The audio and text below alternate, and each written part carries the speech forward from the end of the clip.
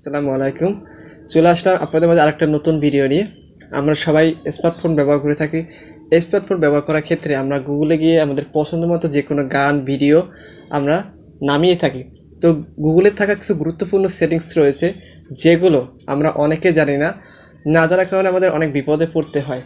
তো আজকে গুগলে থাকা গুরুত্বপূর্ণ সেটিংসগুলো কি আজকে এই ভিডিওতে A to Z দেখিয়ে দেবো।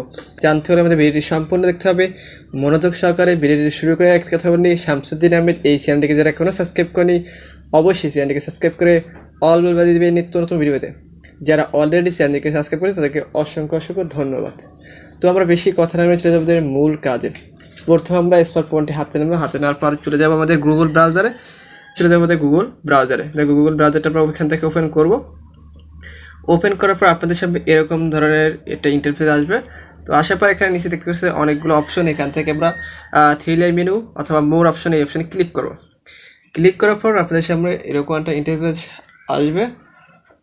আসার পর এখানে দেখতে পাচ্ছেন অনেকগুলো সেটিংস। এখান থেকে আমরা ক্লিক করব সেটিংস অপশনে। সেটিং অপশনে ক্লিক করার পর আপনাদের সামনে এরকম ধরনের একটা ইন্টারফেস আসবে। এখান থেকে আমরা ক্লিক করব জেনারেলে ক্লিক করার পর আপনাদের সামনে অনেক ধরনের ইন্টারফেস আসবে। এখানে কিছু গুরুত্বপূর্ণ সেটিংস রয়েছে। তো গুরুত্বপূর্ণ সেটিংসগুলো কি আমি প্রথম স্টেপে বলে দিচ্ছি। প্রথম সেটিংসটা হলো ডাটা সার্ভার। তো আমরা অনেকেই ডাটা ইউজ করি, সেক্ষেত্রে আমাদের কোনো ভিডিও অথবা যদি নামিয়ে থাকে সেক্ষেত্রে আমাদের অনেক এমবি খরচ হয়ে যায়।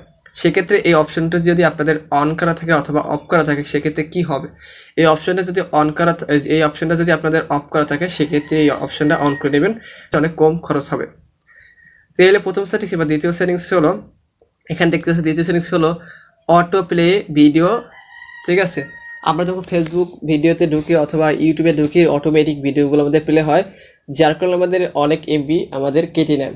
তো আপনারা যদি এই অপশনটি এখান থেকে এই অপশনটি যদি আপনার দেখা থাকে অনলি অন ওয়াইফাই, ঠিক আছে, এই অপশন যদি থাকে সেক্ষেত্রে আপনারা এখান থেকে নিবার এই অপশন আপনি এটা নিয়ে নেবেন। সেক্ষেত্রে আপনাদের অটোমেটিক কোনো ধরনের ভিডিও আপনাদের প্লে হবে না। এবার আরেকটা সেটিংস আপনাদের দেখিয়ে দেবো। এখানে আরেকটা সেটিংস হলো